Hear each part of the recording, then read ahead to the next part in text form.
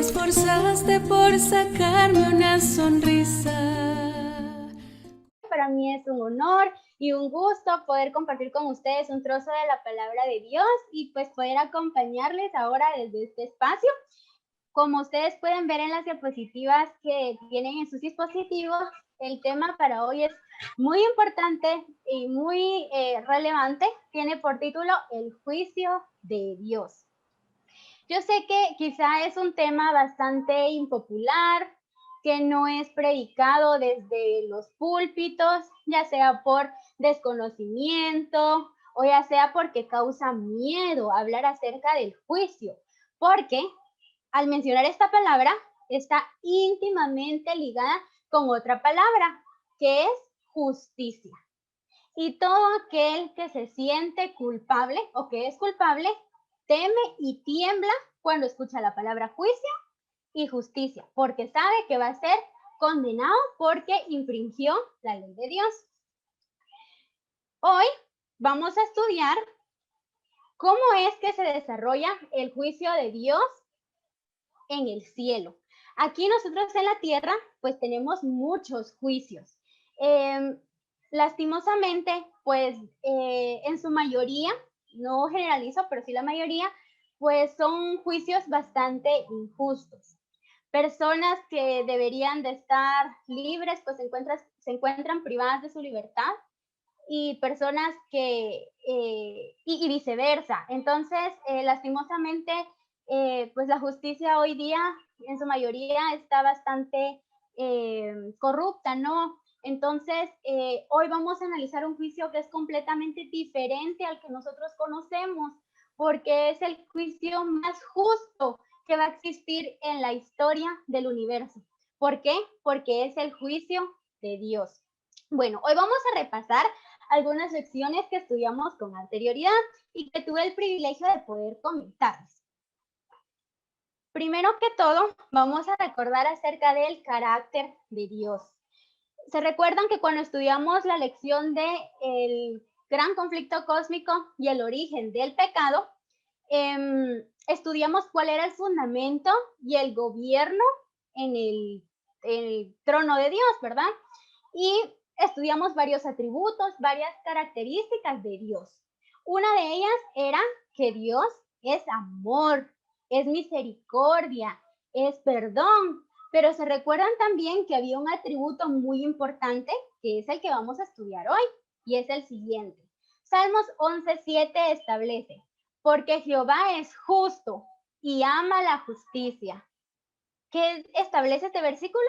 Que Dios es justo. Y me encanta este versículo porque dice que Dios ama la justicia, ama el derecho.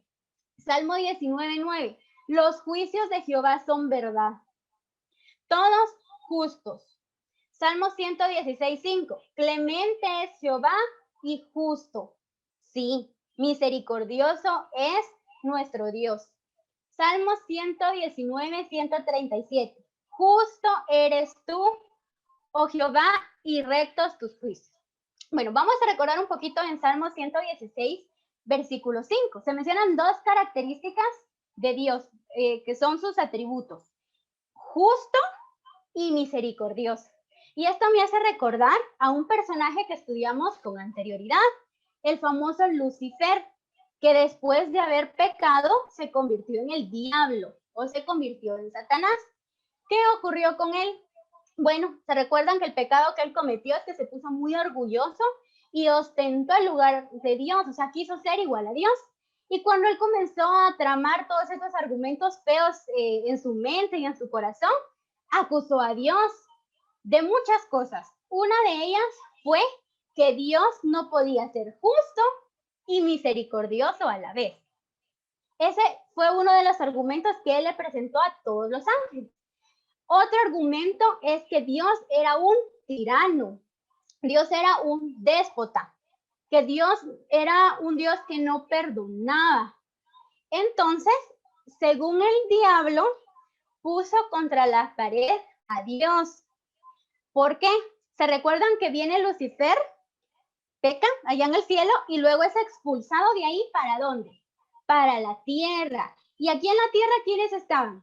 Adán y Eva. Dios les dijo, no pueden comer del fruto del árbol de la ciencia del bien y del mal, porque si de cierto, si de él comieren, van a morir. Entonces, ¿qué viene a hacer Satanás? Tienta a Eva y a Adán, los hace pecar, y entonces, ¿qué ocurre? ¿Se recuerdan? ¿Qué establecimos o cuál era la definición de pecado, según lo que hemos estudiado? Dijimos que era transgresión a la ley de Dios. ¿Y qué hicieron Adán y Eva? Desobedecieron a Dios. O sea que transgredieron esa ley, pecaron. ¿Y se recuerdan cuál era la pena de esa ley? Si se infringía, era la muerte. Y no era una muerte únicamente física, sino ya en cuestiones espirituales se está refiriendo a la muerte eterna, o sea, dejar de existir para siempre. Esa era la condena, era la pena si se infringía la ley de Dios.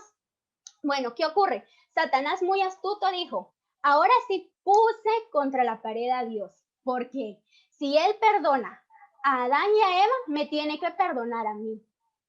Entonces a Satanás se le olvidó que él era una simple criatura y que estaba tratando nada más y nada menos que con la deidad, con el Dios eterno e inmortal que ha existido por los siglos de los siglos, que es omnisciente, o sea, que todo lo sabe y tiene la característica cualidad de la presciencia, que conoce el futuro, o sea, lo que va a acontecer, y nunca en su cabecita se imaginó que la deidad desde la eternidad había instaurado un plan de redención o el plan de la salvación. ¿Se recuerdan de esa lección? La vimos con el hermano Oscar. ¿Qué ocurrió ahí? Eso únicamente nos demuestra que Dios es un Dios de amor. ¿Por qué? Porque Él, antes de crearnos, Él contempló la posibilidad de que usted y yo pecáramos. Imagínense, si nosotros tuviéramos un hijo hoy día, pero con anterioridad se nos da la oportunidad de ver el futuro y vemos que ese hijo iba a salir, yo qué sé, con vicios, iba a ser un hijo malcriado, desobediente, que incluso hasta iba a tratar de matarme, no nos darían ganas de tenerlo, ¿verdad? Porque nosotros somos humanos. Pero cuando estamos hablando de Dios, cualquier tema trasciende las fronteras de la tierra hacia el universo y hacia esa mente finita. Entonces, viene ese Dios de amor y dice, voy a crear al ser humano, lo voy a amar con todo mi corazón y le voy a dar la oportunidad, le voy a conceder el libre albedrío para que él decida lo bueno o lo malo. Pero si él llega a decidir por lo malo, nosotros vamos a tener un plan extra. Ahora, ese plan no era como que un plan improvisado, o sea, a Dios jamás le sorprendió el pecado, él ya lo tenía previsto, pero ese plan era tan extraordinario y tan precioso que dice que aún lo vamos a continuar estudiando en la eternidad, porque jamás vamos a comprender cómo es que Dios previamente, valga la redundancia, planificó este maravilloso plan de redención. ¿Por qué? Porque incluía a una persona de la deidad, incluía a Jesucristo, incluía que Él viniera y diera su vida por mí y por usted y por toda la humanidad. ¿Por qué? Porque se infringió una norma, se infringió la ley, y esa ley que demandaba justicia, esa ley demandaba sangre. Pero ahora usted y yo no morimos porque hoy día pues estamos aquí, ¿no? Pero ¿por qué algún día físicamente vamos a morir? Pero en cuestiones espirituales, ahora viene lo bonito. Como Cristo Jesús vino a morir por usted y por mí, hoy nosotros tenemos ese hermoso privilegio de lo que es la vida eterna. Pero entonces, ¿por qué saco a colación todos estos temas? Porque es necesario que repasar un poquito para aquellos que siempre son constantes con nosotros y nos acompañan y van con todo el curso, y para aquellos que están entrando por primera vez a nuestra reunión, ponerlos un poquito en contexto. Todo lo que dije tiene fundamento bíblico y lo hemos estado estudiando en temas anteriores. Muy bien, entonces, el tema de hoy es el juicio de Dios. Bueno, cuando hablamos de juicio, creo que rápidamente se nos viene a la mente una ley, ¿verdad? Una norma. Y es lo que vamos a estudiar a lo largo de todo este estudio. Bueno, primero que todo, es importante que nosotros estudiemos, cuál es el objeto del juicio. Primero, y el más importante de todos los objetivos es reivindicar el carácter de Dios ante todo el universo. Ahora ustedes van a decir, ¿por qué reivindicar el carácter de Dios? Porque, lo decíamos anteriormente, Satanás desde un principio, allá en el cielo, trató de deformar el carácter de Dios. ¿Y cómo describió a Dios ante los seres celestiales, ante los ángeles? Como tirano. Y dijo que, ¿se recuerdan cuál era el otro argumento? Que Dios no podía ser justo, ni perdonador o misericordioso a la vez. Entonces, ¿qué es lo que quiere Dios? Demostrarle a todo el universo. ¿Por qué digo todo el universo y no solo el planeta Tierra? Porque se recuerdan que el gran conflicto no es cierto que el campo de batalla hoy día está aquí en la Tierra, pero trasciende fronteras, ¿verdad? Va más allá y acapara toda la galaxia. Entonces, Dios necesita, no porque, no de la palabra necesidad, sino Dios quiere que todas sus criaturas reconozcan que es un Dios justo. Ahora, esto nos lleva nuevamente a pensar que Dios de amor, el que nosotros creemos y el que nos describe la Biblia. ¿Por qué? Porque Dios es Dios. Dios conoce mis pensamientos, conoce hasta lo más profundo de mi ser, me conoce mejor que yo misma. Entonces, Dios ahorita bien puede decir, Eunice se va a perder, Eunice se va a salvar, Jasmine se va a perder, Amanda se va a perder, hermana Gildita se va a salvar. ¿Por qué? Porque es Dios. Y ya viene y se lleva a los que tiene que llevarse, deja a los que no aceptaron su verdad o su mensaje. Es fácil para Dios. Pero ¿qué pasa con las acusaciones que lanzó Satanás en un inicio? O sea, los ángeles tienen que presenciar, y están atentos para ver cómo Dios va a tratar al ser humano, si lo va a tratar con justicia. O sea, los ángeles tienen que quedar claros de que Dios se llevó a X y Y personas al cielo porque sus obras evidenciaron que aceptaron la gracia y el amor de Jesús. O sea, los ángeles no tienen la omnisciencia de Dios y no tienen esa cualidad de leer, escudriñar mentes y corazones. Eso solo le corresponde a Dios. Entonces, los ángeles únicamente pueden ver el exterior. Pero entonces, ese es uno de los objetivos que tiene el juicio de Dios. Que los ángeles y que los seres celestiales entiendan por qué Dios se llevó a algunas personas al cielo y dejó a otros acá en la tierra. Ahora, otra razón por la cual Dios está haciendo un objetivo, Dios está haciendo el juicio, me desubiqué un poquito, es porque, imagínense, cuando nosotros lleguemos al cielo, vamos a encontrarnos a muchas personas que pensamos que no iban a estar en el cielo. Y vamos a ver y vamos a decir, pero ¿y esta persona qué hace aquí? O al revés, esperábamos que una persona realmente estuviera allá, pero no está, se quedó. Un ejemplo claro es el de Pablo y Esteban. ¿Se recuerdan ustedes? Más que todo es de Saulo y Esteban. Saulo era un perseguidor de cristianos. Saulo arrasaba las iglesias, arrastraba a los cristianos y los mataba. Y Saulo consintió la muerte de Esteban. De hecho, cuando apedrearon a Esteban en el año 34 después de Cristo, si no estoy mal, las ropas de él se las llevaron a los pies de Saulo en ese momento, todavía no era Pablo. Entonces, ¿se imaginan ustedes esa escena? Esteban, la última persona que vio fue a Saulo, consintiendo su muerte. Bueno, Esteban sabemos que se vio el cielo, ¿no? Porque la misma Biblia lo dice, que hasta vio el cielo abierto antes de morir.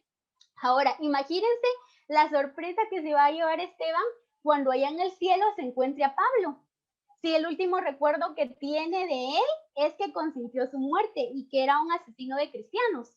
Lo que no sabe Esteban es que cuando él ya se había ido a descansar, Saulo tuvo un encuentro personal con Cristo. Jesús encontró a Saulo y lo transformó, lo cambió y se convirtió en un apóstol de Jesús muy fructífero. Y ahora sabemos que Pablo también va a estar en el cielo. Entonces se dan cuenta por qué es necesario que Dios tenga un juicio. Allá Esteban le va a preguntar, bueno Dios, ¿y qué pasó? ¿Qué hace Saulo acá si este me mató? Entonces Dios va a venir y le va a mostrar las evidencias, que es lo que vamos a ver a continuación. Le va a mostrar algunos registros para que él vea qué fue lo que pasó después de que él murió y que vea ese cambio que ocurrió de Saulo a Pablo. Bueno, y otra razón por la cual Dios se toma ese tiempo especial para hacer este juicio es porque los impíos, los que se van a quedar aquí en la tierra muertos, o sea, no van a ir al cielo, ellos cuando resuciten van a decir, no, Dios, ¿por qué me dejaste? Si se recuerdan que hay una parte en la Biblia donde dice, Dios, ¿por qué nos dejaste? Pero si nosotros, cuando te vimos desnudo, cuando te vimos enfermo, y comienzan ellos a justificarse. Al final, como lo vamos a estudiar hoy, esos impíos van a reconocer que se perdieron porque rechazaron todas esas tiernas invitaciones que Jesús les hizo.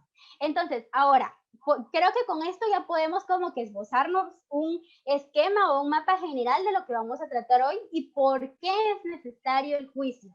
Porque Dios quiere reivindicar su carácter ante todo el universo. Quiere que tanto los seres celestiales como los redimidos y los impíos reconozcan que ante todo Dios es justo. Y como lo leímos en los versículos anteriores, digan que son justos y verdaderos sus caminos y sus juicios. Así que, bueno, ahora vamos a entrar en materia de una vez. ¿Por qué es que nos interesa este tema a nosotros? Segunda de Corintios en su capítulo 5, versículo 10, establece, porque es necesario que todos nosotros comparezcamos ante el tribunal de Cristo, para que cada uno reciba según lo que haya hecho mientras estaba en el cuerpo, sea bueno o sea malo. Bueno, según este versículo, ¿por qué creen ustedes que nos interesa estudiar el tema del juicio? Porque dice, todos nosotros compareceremos ante el tribunal de Cristo. Algún día, no sabemos cuándo, no sabemos la fecha, la hora, el minuto o el segundo, pero vamos a comparecer ante el tribunal de Cristo. Y ninguno se va a escapar de este tribunal, desde la persona más rica hasta la más pobre.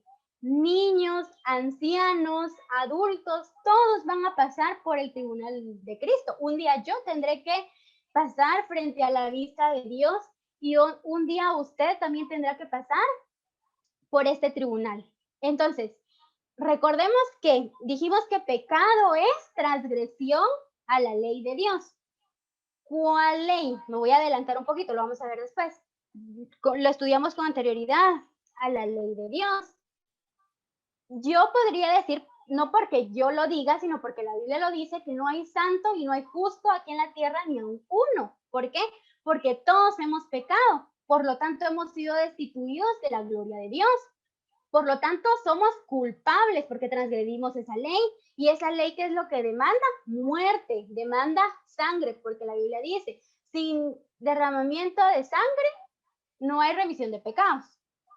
Entonces, ¿cómo nosotros vamos a pasar por ese juicio si desde un inicio somos nosotros culpables? Sabemos que somos culpables. Bueno, ahora, hasta aquí es la idea que tiene la mayoría y por eso a veces nos da mucho miedo la palabra juicio, el juicio de Dios, no queremos pasar. Pero hoy vamos a aprender que para los cristianos el juicio son buenas noticias, es una buena esperanza. Y al final de este tema, estoy casi segura que todos van a terminar con la mentalidad de querer pedir el juicio, porque después del juicio viene el acontecimiento más extraordinario de toda la historia, que es la segunda venida de Cristo, pero no me quiero adelantar. Continuemos. Entonces, según lo que estudiamos, ¿cuántos comparecerán ante el juicio?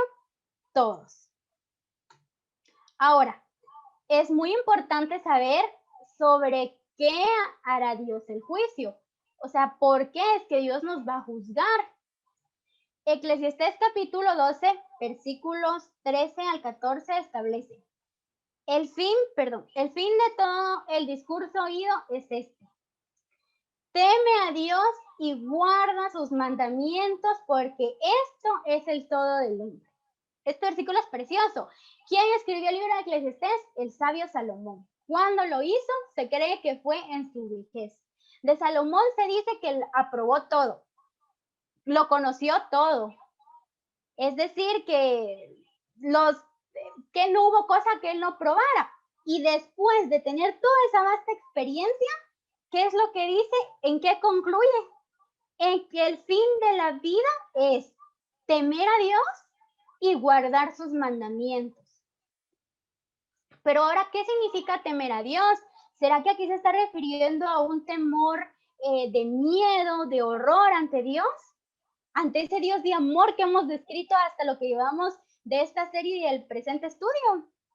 No, temor a Dios significa amarle y en consecuencia de ese amor, obedecerle y tener mucha reverencia, o sea, mucho respeto hacia Dios. Entonces, ¿qué nos dice el sabio Salomón? Amen a Dios, denle honra y denle gloria, pero no solo de labios, ¿verdad? Sino también con nuestras acciones. Y luego dice, guarda sus mandamientos. O sea, el amor a Dios y el obedecer van juntos, ¿verdad? No puede haber solo amor y nada de obediencia, o no puede haber nada de amor y solo obediencia. O sea, no se puede. Tiene que haber un equilibrio, ¿verdad? Entonces el sabio Salomón, que fue inspirado por Dios, porque él escribió parte de la Biblia, este libro de Eclesiastés, dice, en eso se resume todo, en que usted ame a Dios y guarde su ley, su santa ley. ¿Por qué? Ahora, ¿por qué yo tengo que guardar los mandamientos de Dios? ¿Por qué debo de amarle? Este versículo trae la respuesta. Porque Dios traerá toda obra a juicio, juntamente con toda cosa encubierta, sea buena o sea mala. Bueno, podemos desglosar este versículo por partecitas. Primero que todo dice, toda obra va a ser evaluada en el tribunal de Cristo. Y lo vamos a estudiar con posterioridad, por eso no vamos a ahondar. Solo quiero que le pasen ojo a esta palabra, toda obra. A veces pensamos que nadie nos ve cuando estamos haciendo algo que no es correcto. O sea, hay una vocecita en nuestro corazón y en nuestra mente que es el Espíritu Santo y nos dice, no, no hagas eso. No, hombre, espérate, mira, hay otras salidas. Pero este versículo nos dice que se va a evaluar en el juicio toda cosa encubierta. O sea, que aparentemente no hay ojo humano observándonos, pero sí hay un ojo celestial que está a las 24 horas del día con nosotros. ¿Por qué? Porque aquí dice que toda cosa encubierta va a ser revelada, sea buena o sea mala. O sea, en el juicio de Dios no se van a poder encubrir medios de prueba. ¿Por qué? Porque Dios lo sabe todo y lo conoce todo. Tanto que hasta las intenciones de nuestro corazón, como lo vamos a ver en otros versículos. Mateo 12, versículos 36 al 37 establece, mas yo os digo que de toda palabra ociosa que hablen los hombres, de ella darán cuenta en el día del juicio. Miren, se están dando cuenta, vamos a ser juzgados hasta de nuestras palabras. A veces como que se nos olvida esto y comenzamos a hacer chistes, a hacer comentarios que no vienen al caso. Imagínense, peor si estoy hablando de una persona y la estoy denigrando y quitándole su buena reputación que tanto le ha costado. O sea, de toda palabra ociosa Dios nos va a juzgar. Y continúa el versículo, porque por tus palabras serás justificado y por tus palabras serás condenado. O sea que también tenemos que tener cuidado de nuestras palabras, porque esto también va a entrar en el juicio. Eclesiastés capítulo 11, versículo 9, establece, dice la palabra ahí joven, pero usted ponga su nombre ahí, alégrate Eunice. En mi caso, pues yo puedo decir juventud, pero usted puede consignar ahí en tu vida. Alégrate, Jasmine, en tu vida. Y tome placer tu corazón en los días de tu adolescencia. Puede repetir usted vida. Y anda en los caminos de tu corazón y en la vista de tus ojos. Es otro consejo que da el sabio Salomón. Pero sabe que sobre todas estas cosas te juzgará Dios. O sea, ¿se dan cuenta que dice este versículo? A veces como que tendemos a decir, no, hombre, pero es que la vida es para disfrutarla, para gozar, la vida solamente hay una, hay que vivir el momento, hay que vivir día a día. Y o sea, está bien disfrutar de la vida, pero recordemos que de toda cosa que hagamos, Dios nos juzgará. Entonces, a partir de hoy, recordemos que Jesús está a la par de nosotros siempre, ¿verdad? Y Él está observando cada obra, cada palabra que nosotros estamos haciendo. Como quien dice, hay otro versículo que dice, todo lo que hagan, háganlo para la obra, para la gloria de Dios. Entonces, y estos son consejos del sabio Salomón. Estos 3 versículos nos enseñan qué va a ser tomado en el juicio, sobre qué hará Dios el juicio. Romanos 14:12 establece de manera que cada uno de nosotros dará a Dios cuenta de sí. O sea, todos vamos a pasar por ese tribunal y vamos a tener que responderle a Dios cuando nosotros pasemos por ese tribunal.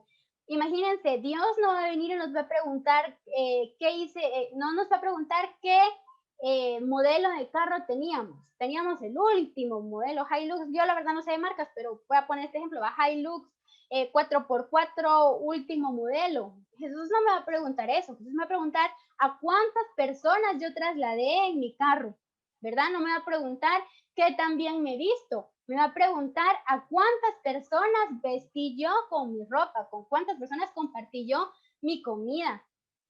El Señor no me va a preguntar qué cargo yo tuve, si era el más alto, si yo tuve a muchos subordinados, a muchos empleados. Eso no me va a preguntar Dios. Dios me va a preguntar qué hice con ellos, a cuántos ayudé, a cuántos les di una palabra de ánimo. En vez de estarlos ahí hostigando, no. Dios me va a preguntar qué hiciste con los empleados que yo te di. Porque recuérdese que el puesto que usted desempeña o el trabajo que usted tiene no está ahí porque usted es bueno. O sea, en parte sí, porque yo sé que tienen que ver los méritos de uno, pero hay un versículo en la Biblia que está en Daniel 2 donde dice que Dios pone y quita reyes. Asimismo, Dios pone a cada uno en su trabajo. Entonces Dios le va a pedir cuentas, ¿qué hizo usted con su trabajo? ¿Actuó de forma íntegra? O cuando nadie lo miraba, usted recibía, yo qué sé, algún tipo de gratificación, o en casos más sencillos, le robábamos hasta recursos, tiempo, etcétera. O sea, un día todos vamos a tener que dar cuenta de sí. Y ahí no voy a poder echarle la culpa, es que mi empleado no servía o es que mi jefe era muy enojado. No, Dios no nos va a pedir excusa, nos va a decir cada uno va a dar cuenta de sí. Gálatas 6:7, no os engañéis, Dios no puede ser burlado. Es lo que yo les decía, a Dios no podemos ocultarle absolutamente nada porque es Dios.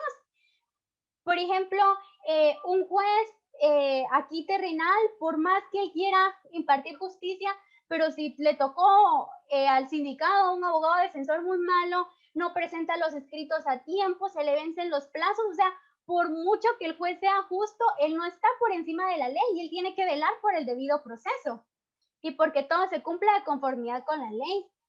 Pero en cambio, entonces, de cierta forma, podría decir el Ministerio Público, engañé al juez, pero allá con Dios no. Dios todo lo ve porque Él no puede ser burlado.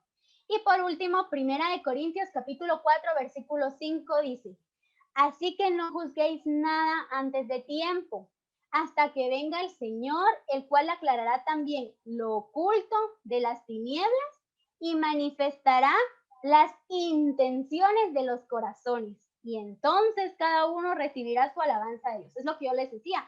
Dios conoce lo más profundo de nuestro corazón y Dios me conoce mejor que a mí misma. Entonces, conforme a eso, Dios me va a juzgar. Y para Él no hay nada oculto, porque Él siempre anda en la luz, ¿verdad? A Él no le podemos ocultar absolutamente nada. Por eso va a ser el juicio más justo, ¿verdad? Porque Dios es justo, o sea, la naturaleza de este juicio es divina, ¿no? Bueno, otra cuestión muy importante para ver es, cuando vamos a juicio, el resultado puede depender de muchas situaciones, pero Esencialmente va a depender de 4 cuestiones importantes. Número 1, del juez. 2, del abogado defensor, si es un abogado que conoce la ley. Yo no sé, pero siempre, digamos, tenemos algún conocido, ¿verdad? Que ya sea cometió algún ilícito penal, pues va a tener alguna audiencia ante un juez, le preguntamos, ¿usted quién es su abogado? Porque si el abogado es bueno, es casi seguro, podríamos decir, que va a salir, va a ser absuelto. Pero si le tocó un abogado que solo lleva casos perdidos y que no conoce la ley, que copiaba, no sé, no prestaba atención en las clases, entonces eh, lo más seguro es de que lo condenen. Entonces es muy importante el abogado defensor, así también los medios de prueba, porque el juez lo que hace al emitir una sentencia es valorar los medios de prueba, ¿verdad? Y se pueden enumerar muchos. Hoy vamos a ver 2 medios de prueba en específico. Entonces, dependiendo de cuántos medios de prueba le presenten al juez y, claro, qué valor tenga cada uno, qué valor le dé el juez, entonces, en consecuencia, se va a emitir una sentencia condenatoria o absolutoria. Y 4, el acusador. En este caso, aquí en Guatemala, pues a la fiscalía se le llama, o es el Ministerio Público el que actúa aquí en Guatemala, pero ahora aquí en el juicio divino vamos a aprender quién es el juez, quiénes son los sujetos procesales, el juez, el abogado defensor, los medios de prueba y el acusador. Perdón, antes que se me olvide y continúe, se me había olvidado creo que este punto acerca del juicio, no sé si se los dije, pero entonces uno de los objetivos del juicio es que en el mismo se emite una sentencia, ya sea condenatoria o absolutoria, ¿sí? Entonces es lo que vamos a ver a continuación. Bueno, primero que todo, vamos a descubrir quién es el abogado. Imagínense, primero, ya dijimos que todos vamos a pasar ante el tribunal de Cristo. Entonces, si fuéramos inteligentes, ¿qué es lo primero que vamos a buscar? Un buen abogado, ¿verdad? No un abogado que no sabe la ley, esos no. Vamos a buscar uno que sea pilas, que no haya perdido nunca ningún caso, porque eso nos da la seguridad que el de nosotros también lo va a ganar. Primera de Juan, capítulo 2, versículo 1 establece, hijitos míos, estas cosas os escribo para que no pequéis. Y si alguno hubiere pecado, abogado tenemos para con el Padre a Jesucristo el justo. ¿Se imaginan qué emoción y qué alegría y qué paz y qué seguridad debemos de tener ahora en el juicio, de entradita? ¿Por qué? Porque se nos dice que, bueno, ya sabemos que somos culpables, fijo, somos culpables porque pecamos y transgredimos la ley. Pero este versículo que nos está diciendo, si alguno viene pecado, no se preocupen, no van a pasar el juicio solo, van a tener un abogado que los defienda, que los represente. Y ese abogado es nada más y nada menos que Jesucristo el justo. Ahora, ¿saben ustedes por qué Jesús va a ser nuestro abogado o puede ser el mejor abogado del mundo? Porque recuérdense que Jesús era Dios. A eso se le llama el misterio de la piedad, que un Dios se hubiese hecho hombre para salvar a la humanidad. Eso la Biblia le llama misterio de la piedad. Bueno, pero aquí el punto es que, ¿por qué ese abogado es el mejor del mundo? Porque Jesús está súper calificado, porque Él se hizo ser humano. Él sabe en carne propia qué es la tentación, qué es sentir dolor, qué es sentir tristeza, y él conoció las emociones humanas. Entonces, no podemos tener mejor abogado que Cristo Jesús.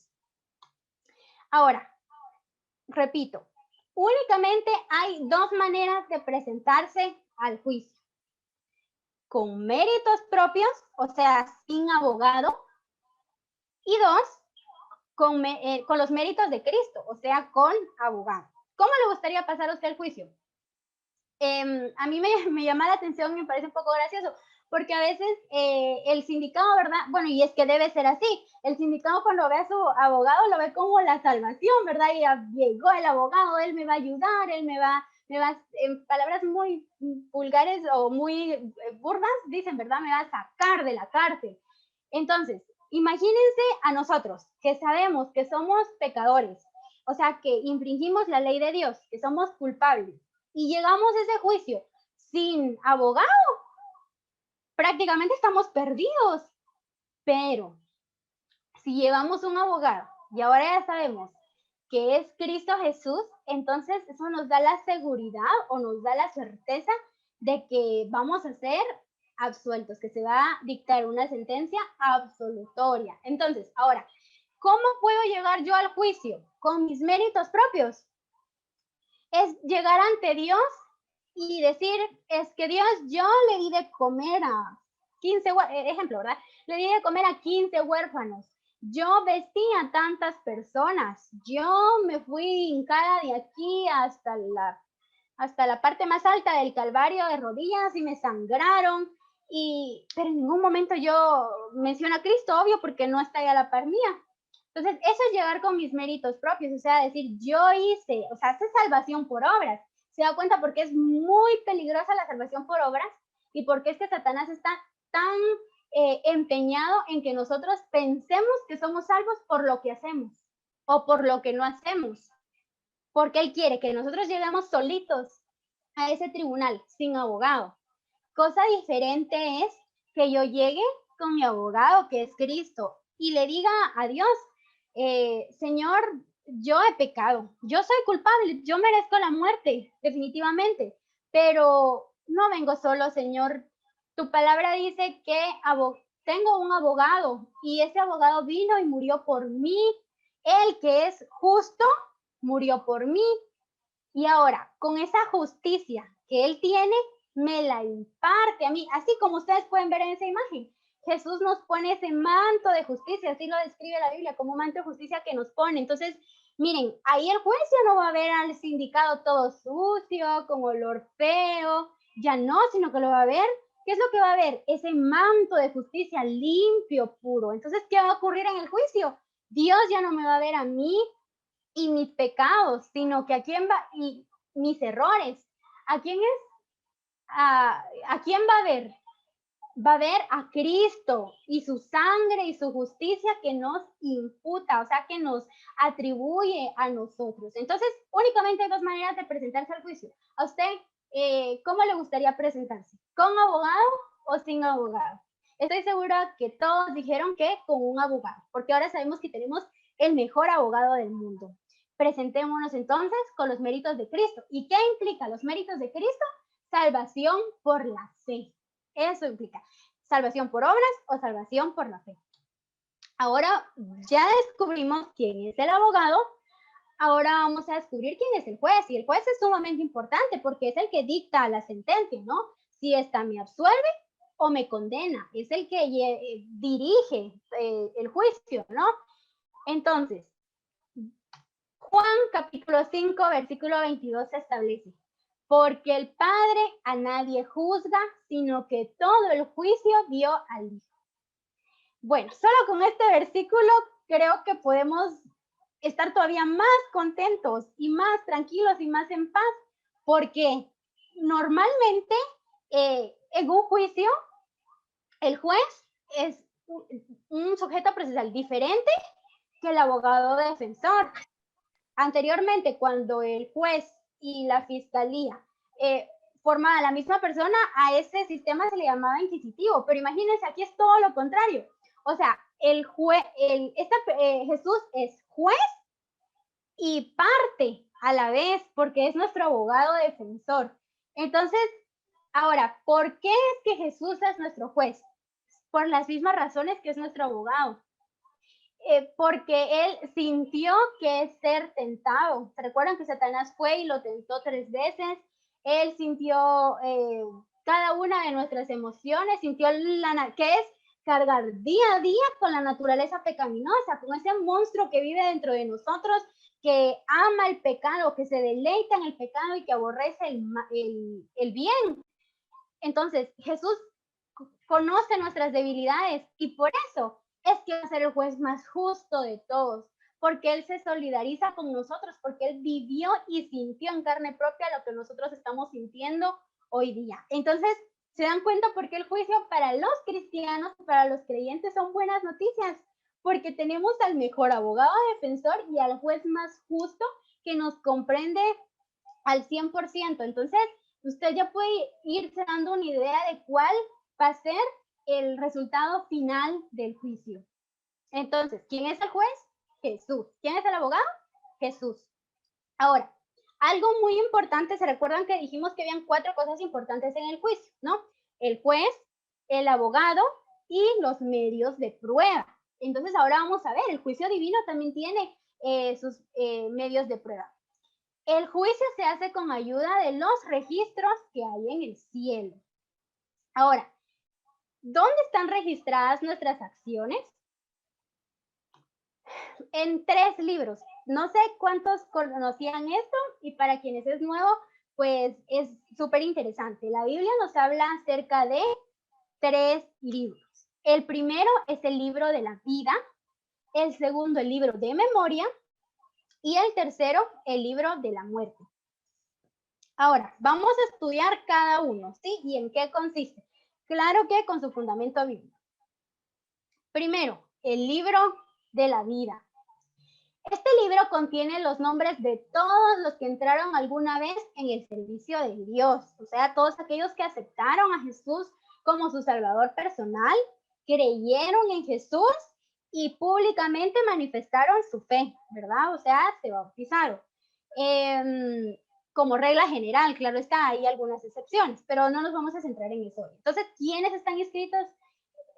¿Quiénes aparecen en el libro de la vida? Todos aquellos que entraron alguna vez en el servicio de Dios. Lucas 10:20 dice, pero no os regocijéis de que los espíritus se os sujetan, sino regocijaos de que vuestros nombres estén escritos en los cielos. Entonces, ¿de qué nos dice Lucas que debemos, o sea, por qué debemos estar felices? Porque nuestros nombres estén inscritos ¿en cuál libro? En el libro de la vida. Apocalipsis 21:27 establece, no entrará en el contexto, antes de continuar leyendo, aquí Apocalipsis 21 nos está hablando acerca de la tierra nueva que Jesús va a establecer aquí, pues en la tierra. Y claro que por un tiempo vamos a ir a vivir al cielo, lo vamos a estudiar en este mismo estudio de forma muy rápida. Pero entonces ese es el contexto. Está hablando acerca de quiénes van a entrar a la tierra nueva. Y este versículo nos dice quiénes no van a entrar. No entrará en ella ninguna cosa inmunda o que hace abominación y mentira, sino solamente los que están, ¿qué dice ahí? Inscritos en el libro de la vida del Cordero. O sea que todos aquellos que no estén en ese libro se van a perder. O sea, se van a perder esa preciosa oportunidad de conocer a Jesús, de poder abrazarle y por supuesto de la vida eterna. Tarea para esta semana, para quien desee hacerla, ver Apocalipsis 20:12, Daniel 12:1 y Filipenses 4:3, que les aparece en la parte inferior de esta diapositiva. Por cuestiones de tiempo no los vamos a leer. Entonces vimos los versículos que a mí me llamaron la atención. Entonces, comprendimos que en el libro de la vida están inscritos los nombres de todos los que entraron alguna vez en el servicio de Dios. Ahora, yo estoy segura que todos quieren estar en este libro, ¿verdad? Quieren que digan, aquí veo a don Jaimito conectado, que diga Jaime Rolando inscrito en el libro de la vida, ¿verdad? Allí es donde debemos de pelear porque esté inscrito nuestro nombre. Ahora vamos a ver el siguiente libro, es el libro de memoria. Bueno, ¿qué hay en este libro? Dice que en este quedan consignadas las buenas obras de los que temen a Jehová y de los que piensan en su nombre. Entonces, ¿qué hay en este registro? Nuestras buenas obras. Malaquías capítulo 3, versículo 16 establece, entonces los que temían a Jehová hablaron cada uno a su compañero, y Jehová escuchó y oyó, y fue escrito, ¿qué dice ahí? Libro de memoria delante de él, ¿para quiénes? Para los que temen a Jehová, que dijimos que era temor, amor, reverencia y obediencia. Y para los que piensan en su nombre. Entonces, cada buena acción va a quedar registrada ahí. Nehemías 13:14. Acuérdate de mí, oh Dios, en orden a esto, y no borres mis misericordias que hice en la casa de mi Dios y en su servicio. Entonces, si pide que no las borre, es porque están inscritas en algún libro, ¿no? Y en el versículo anterior dice que están inscritas en el libro de memoria. Vamos con el segundo libro. Primero el libro de la vida y luego el libro de memoria. Ahora, me gustó este párrafo, cómo lo describe una de mis autoras favoritas. Y establece, en el libro de memorias quedan consignadas las obras de los santos, sus palabras de fe, sus actos de amor, están registrados en el cielo. En el libro de memoria de Dios, todo acto de justicia está inmortalizado, toda tentación resistida, todo pecado vencido, toda palabra de tierna compasión, están fielmente consignados y apuntados. También todo acto de sacrificio, todo padecimiento y todo pesar sufrido por causa de Cristo. Tú cuentas los pasos de mi vida errante. Pon mis lágrimas en tu redoma. ¿No están en tu libro? Salmo 56:8. Entonces, amigos, si ustedes se preocupan porque a veces hacen bien las cosas, o sea, tratan de hacerlas, yo sé que no existen las cosas perfectas, pero sí existe mucha voluntad de parte de uno de que quede lo mejor que nosotros podemos, y a veces nadie se da cuenta de eso, y a veces como que no recibimos reconocimiento o nadie aparentemente lo nota. Hoy hemos aprendido que sí, Dios lo tiene anotado todo. Cada palabra de ánimo que usted le da a un compañero de trabajo, a un familiar, a una persona desconocida, una sonrisa, una palabra amable, si usted ha compartido su comida con alguien, en fin, cada acto de amor dice que está registrado en el libro de Dios. A Dios no se le pasa absolutamente nada, téngalo por seguro. Entonces, ese es un incentivo para nosotros los cristianos, para siempre hacer las cosas lo mejor que nosotros podamos, ¿verdad? De forma eficiente, porque Dios nos está observando y Dios todo lo toma en cuenta. ¿Por qué? Porque, repito, Dios es un Dios justo. Libro de la vida y libro de memoria. Vamos a ver el tercer libro, que es el libro de la muerte. Ahora, este libro es bastante tenebroso, ¿no? Se escucha el libro de la muerte. Definitivamente ahí no queremos que esté, haya escrito nada, de hecho, ni nuestro nombre, ni nada, pero vamos a ver en qué consiste el libro de la muerte. Registro en el cual figuran los pecados de los hombres. ¿Se recuerdan que vimos con anterioridad que cada acción buena y cada acción mala va a ser examinada por Dios? Eso quiere decir que tienen que estar registradas de forma minuciosa en estos libros. Bueno, Isaías 65, versículos 6 al 7 preceptúa: He aquí que escrito está delante de mí. Escrito está delante de mí. No callaré, sino que recompensaré y daré el pago en su seno por vuestras iniquidades, dice Jehová, y por las iniquidades de vuestros padres juntamente, los cuales quemaron incienso sobre los montes y sobre los collados me afrentaron, por tanto yo les mediré su obra antigua en su seno. Entonces, ¿qué tiene escrito Dios? Las iniquidades, dice. ¿Qué es iniquidad? Es pecado. Eclesiastés 12:14, porque ya lo habíamos leído.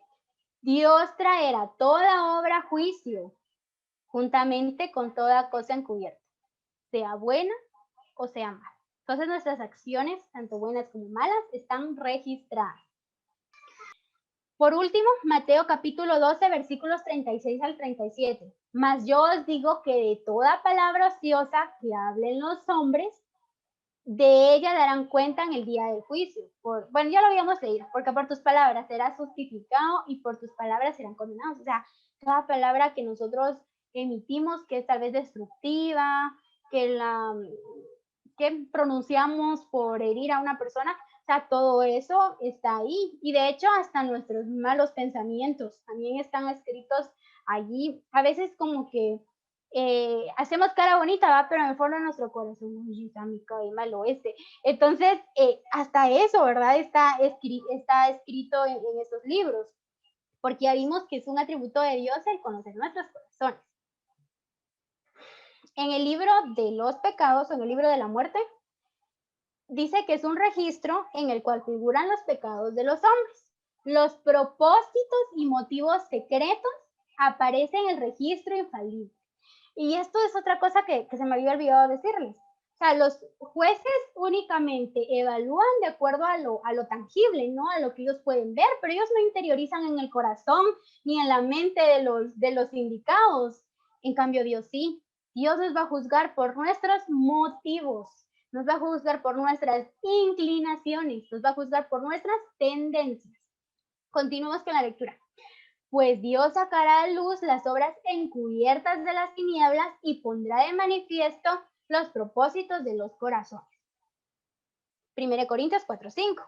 La obra de cada uno pasa bajo la mirada de Dios y es registrada e imputada ya como señal de fidelidad, ya de infidelidad. Frente a cada nombre en los libros del cielo aparecen con terrible exactitud cada mala palabra. Miren, ¿hasta qué va a aparecer? Cada acto egoísta, cada deber descuidado y cada pecado secreto. Con todas las tretas arteras, las admoniciones o reconvenciones divinas despreciadas, los momentos perdidos, las oportunidades desperdiciadas, la influencia ejercida para bien o para mal, o sea, hasta la influencia, o sea, cómo nosotros tenemos que ver en las acciones de otras personas. A veces somos líderes y no nos damos cuenta, hasta por eso se nos va a juzgar. Todo fue registrado por el ángel anotador. Entonces, eso va a figurar en el libro de la muerte o de los pecados. Bueno, entonces ya vimos el primer medio de prueba, ¿sí? Va a ser documental, podríamos decir, ¿no? Son los libros. 3 libros, dijimos cuáles eran: libro de la vida, libro de memoria y libro de la muerte. Ahora, vamos a ver otro medio de prueba que se va a utilizar en este juicio y es la figura del testigo. Solo que aquí son muchos testigos. ¿Y quiénes creen ustedes que van a ser los testigos? Ahora vamos a comprender un poquito más los que han tenido la oportunidad de estudiar acerca del santuario. ¿Por qué creen ustedes que en esta tapadera que ustedes pueden ver acá, que se llama propiciatorio, hay 2 querubines cubriéndolo así con sus alas y viendo hacia el propiciatorio? ¿Por qué creen? Porque ellos están ahí de testigos. Ellos están ahí observando todo. Porque ¿qué hay debajo del propiciatorio? Está la ley de Dios. Y me voy a adelantar un cachito. Para el día del juicio en Israel, aquí miren, se derramaba sangre, sangre limpia. Entonces, ¿qué estaban bien? ¿Y esa sangre qué significaba? Gracia, significaba perdón. ¿Pero qué había aquí abajo? La ley de Dios. ¿Por qué? Porque esa ley estaba demandando sangre, ¿sí? Y esa sangre se rociaba acá como quien dice, ahí no está mi sangre ni la suya, sino está la de Cristo, que es la que sustituye nuestra sangre, ¿verdad? Y borra nuestros pecados. Entonces, por eso es de que aparecen estos 2 querubines encima del propiciatorio. ¿Por qué? Porque ellos están de testigos, observándolo todo. Daniel 7, 9 al 10. Este es un versículo precioso y que en su momento cuando estudiamos Daniel vamos a poder estudiarlo más a profundidad. Pero establece: estuve mirando hasta que fueron puestos tronos y se sentó un anciano de días cuyo vestido era blanco como la nieve y el pelo de su cabeza como lana limpia. Su trono llama de fuego y las ruedas del mismo fuego ardiente. Un río de fuego procedía y salía delante de él. Millares le servían y millones de millones asistían delante de él. El juez se sentó y los libros fueron abiertos. O sea, aquí estamos presenciando una escena de juicio súper solemne, ¿verdad? ¿Y en dónde creen ustedes que se está dando esta escena de juicio? En el cielo. ¿Y quiénes son estos millares de millares? Los ángeles, porque ellos están continuamente ante la presencia de Dios. De hecho, en el al lugar santísimo no entraba absolutamente nadie más que el sumo sacerdote en el día de la expiación, como lo vamos a ver con posterioridad. Los únicos que estaban ahí ante la presencia de Dios eran los querubines. Ellos sí siempre estaban ahí. En cambio, el sumo sacerdote entraba solo una vez al año. Mateo capítulo 18, versículo 10 establece: mirad que no menospreciéis a uno de estos pequeños, porque os digo que sus ángeles en los cielos ven siempre el rostro de mi Padre que está en los cielos. Entonces ya vimos quiénes van a ser los testigos. Millares y millares de ángeles. Ellos nos observan todos los días. Yo me los imagino como que esto es opinión mía, no está en la Biblia, así que no me crean, pero yo me lo imagino así, como que nosotros apareciéramos en los noticieros de los seres de otros mundos, ¿verdad? Y ellos están a la expectativa, observándonos qué hacemos o no. Repito, ellos no pueden entrar a nuestro corazón y a nuestra mente, pero que sí pueden ver las evidencias de que yo he aceptado la gracia de Dios. Entonces, creo que con todo esto ya considero que podrían comprender lo siguiente, que vamos a ser salvos únicamente por gracia, pero vamos a ser juzgados por nuestras obras. ¿Por qué? Porque en un juicio, en una fase del juicio, porque les cuento que también el juicio tiene sus fases, el juicio divino, quienes son los protagonistas son los ángeles, pero no me quiero adelantar. Entonces, testigos, los ángeles. El juez es Jesús, el abogado es Jesús, los medios de prueba, los libros, dijimos, y los testigos, que son los ángeles. Ahora, viene una parte muy importante. Ay, perdón, se me tapa esto. Aquí está. ¿Cuál será la norma usada por Dios en el juicio? Y esto es sumamente importante porque existe un principio que rige casi en todas las materias del derecho, que es el principio de legalidad, que establece que no podemos nosotros ser juzgados por algo que no está escrito en la ley. O sea, tiene que constar explícitamente o expresamente en la ley. Un ejemplo tan claro es la ley de tránsito, ¿no? Allí hay una serie de normas jurídicas y nos dice, usted no puede pasarse el semáforo en rojo porque se le va a sancionar con multa de 500 quetzales o con multa de 1000 quetzales. Entonces, nosotros no nos pasamos el semáforo en rojo, ¿por qué? Porque sabemos que existe una ley que me lo prohíbe. Ahora, lo mismísimo se aplica al juicio divino. O sea, imagínense cómo va a haber un juicio si no existe una ley que me condene o que me absuelva porque no la he infringido. O sea, sí debe de existir una ley. Si va a existir un juicio, tiene que existir una norma que me acuse porque yo la infringí. Ahora, vamos a ver qué nos establece la Biblia. Perdón, se están trabando un poquito las diapositivas. Santiago 2:2 establece, así hablad y así haced, como los que habéis de ser juzgados por la ley de la libertad. ¿Por qué ley vamos a ser juzgados entonces, amigos? Por la ley de la libertad.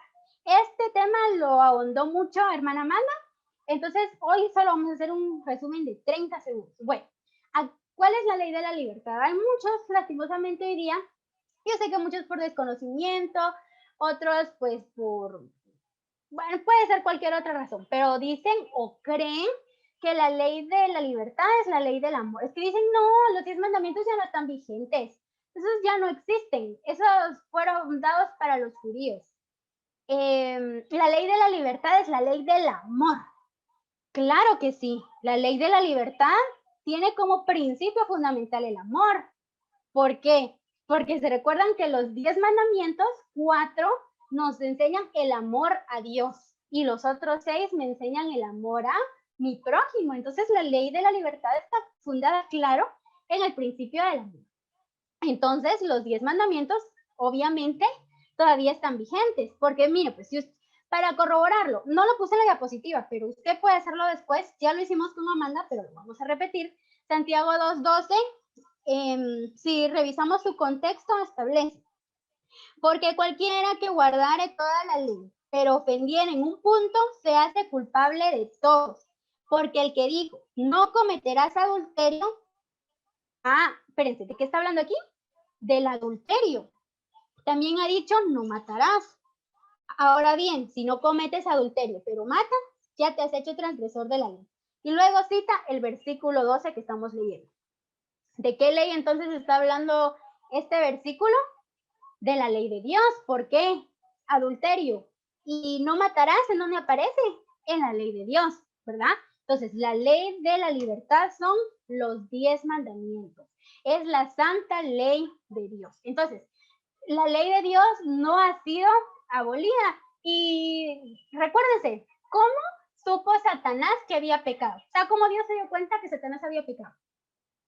Previamente tuvo que existir una ley que le demostraba el pecado a Satanás, que se había equivocado. Con Adán y Eva la misma historia. En el Edén, ¿cómo supo Dios que Adán y Eva habían pecado? Porque existía una ley eterna. Porque se recuerdan que otra característica o atributo de Dios es que es eterno. Por consecuencia, todo lo que hace Dios es eterno. Entonces su ley es eterna. Y ya lo hemos visto en muchos estudios anteriores, de que entonces la ley es eterna, ha existido por los siglos de los siglos y aún seguirá existiendo en la eternidad, porque Isaías, si no estoy mal, 66, establece, y de mes en mes y de sábado en sábado, vendrán a adorar delante de mí, dice Jehová. O sea que en la eternidad también vamos a seguir observando la ley de Dios. ¿Por qué? Porque todo gobierno necesita una ley, porque si no hay una ley, hay una anarquía y cada quien hace lo que quiere. Entonces, por eso es de que Dios ha dejado que, o sea, por eso Dios no intervino cuando Satanás pecó en un inicio y luego trasladó el pecado al ser humano. Él tuvo la opción de dejar morir a Adán y Eva y de que dejara de existir la raza humana y destruir a Satanás y a sus demonios. Pero ¿qué hubiera pasado con los ángeles? Los ángeles buenos, los ángeles que creían que Dios era amor, se hubieran decepcionado y hubieran dicho, Satanás sí tenía razón, Dios es un Dios tirano, que Él quiere que nosotros le cumplamos su ley. Creo que me di vuelta. Yasmincita, tal vez me puedes colaborar en eso. Bueno, pero ustedes me siguen escuchando. Entonces, les decía, perdone, ahí está, ya volví, gracias, perdone, eso me distrajo. Se me fue ahorita mi idea principal. Bueno, entonces les estaba diciendo que Dios tenía esa opción, ¿verdad? De dejar que Adán y Eva dejaran de existir, pero no. Entonces, ¿por qué permitió que el pecado llegara hasta nuestros días? Porque Él quería que los ángeles y los seres celestiales evidenciaran qué ocurría cuando se infringía su santa ley, él quería que los seres celestiales entendieran las terribles consecuencias del pecado. Y tan terribles fueron sus consecuencias que reclamaban sangre. Y no fue la sangre de cualquier ser, sino fue la sangre de Cristo Jesús la que se derramó en la cruz del Calvario para que nosotros hoy podamos pasar bien este juicio. Ahora vamos a terminar entonces con los sujetos procesales y encontramos al acusador. Como les digo, aquí en Guatemala pues es el Ministerio Público, ¿verdad? El que se encarga de hacer la indagatoria, redactar la acusación, hacer sus argumentos, ofrecer pruebas, etcétera, dependiendo de qué etapa estén. Pero ahora también aquí hay un acusador.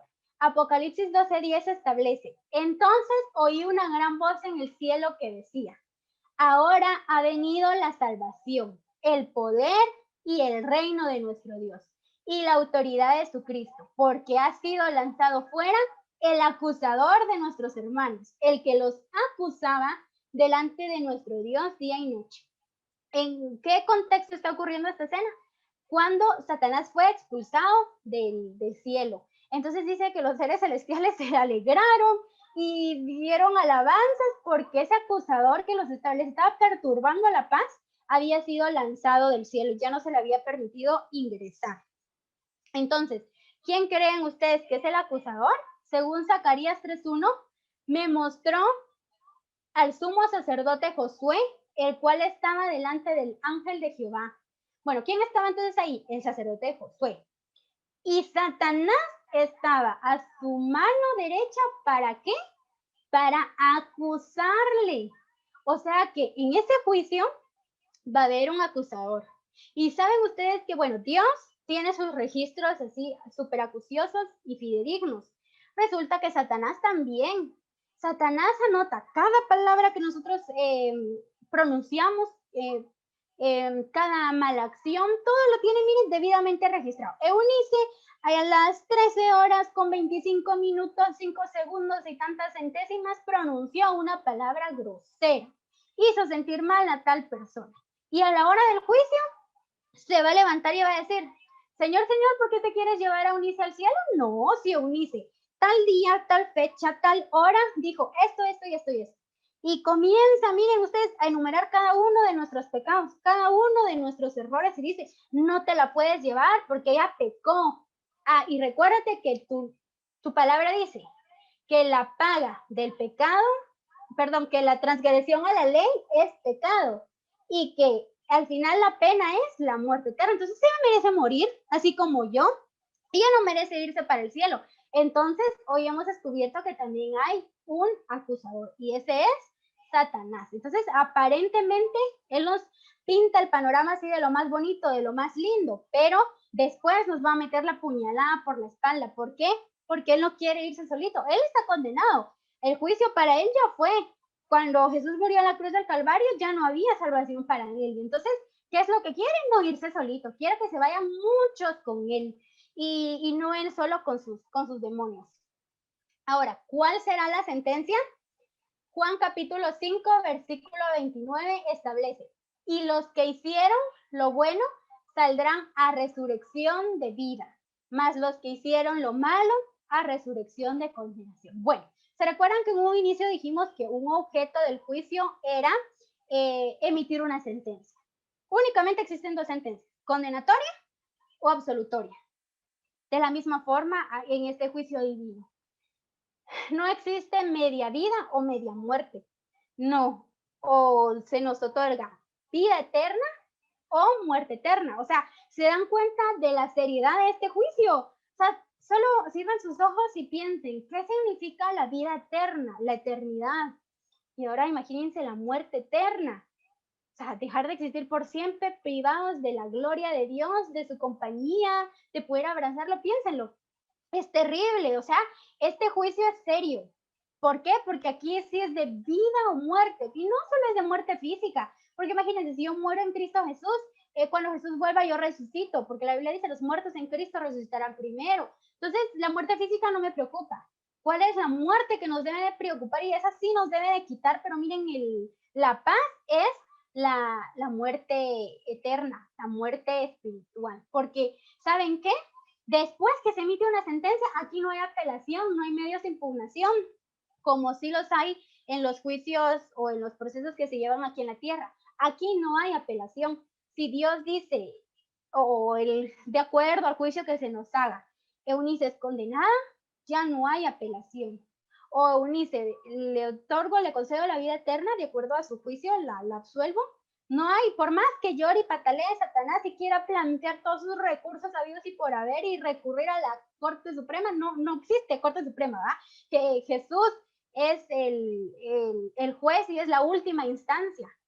Entonces, es serio, amigos, esta cuestión del juicio. Sin embargo, hemos estudiado que llevamos las de ganar.